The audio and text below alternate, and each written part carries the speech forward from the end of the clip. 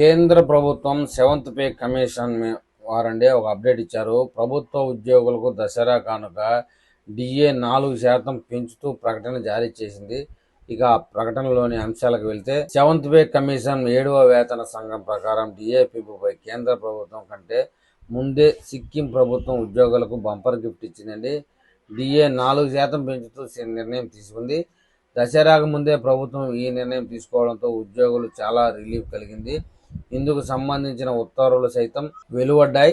ప్రస్తుతం దసరా రేపటి నుంచి మొదలు కానుంది. ఆ తర్వాత దీపావళి పండుగ ఉంది. దసరా దీపావళి పండుగ నేపథ్యంలో ఉద్యోగులకు సిక్కిం ప్రభుత్వం నజారాను ప్రకటించింది.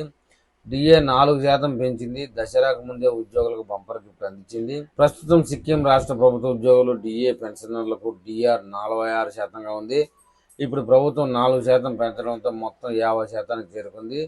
డిఏ పెంపు అనేది రాష్ట్ర ప్రభుత్వ ఉద్యోగులతో పాటు కాంట్రాక్ట్ ఉద్యోగులు, ఇతర సిబ్బందికి కూడా వర్తించనుందని చెప్తున్నారు. మరోవైపు కేంద్ర ప్రభుత్వ ఉద్యోగులు డిఏ పెంపు కోసం చాలా రోజుల నుంచి నిరీక్షిస్తున్నారండి. కేంద్ర ప్రభుత్వ ఉద్యోగుల డిఏ 3% పెరగవచ్చని తెలుస్తుంది. అక్టోబర్ 9వ తేదీన జరగనున్న కేబినెట్ భేటీలో ఈ మేరకు నిర్ణయం తీసుకోనున్నారట. కేంద్ర ప్రభుత్వ ఉద్యోగులకు దీపావళి ముందే డిఏ బహుమతి ఇస్తుందని తెలుస్తుంది. కేంద్ర ప్రభుత్వ ఉద్యోగులకు డిఏ 50% అందుతుంది. ఇప్పుడు 3% పెరిగితే మొత్తం డిఏ 53% కానుందండి. అయితే కరోనా సమయంలో నిలిపివేయడంతో 18 నెలల డిఏ బకాయిపై కేంద్ర ప్రభుత్వం ఇంకా ఏ నిర్ణయం తీసుకోలేదు.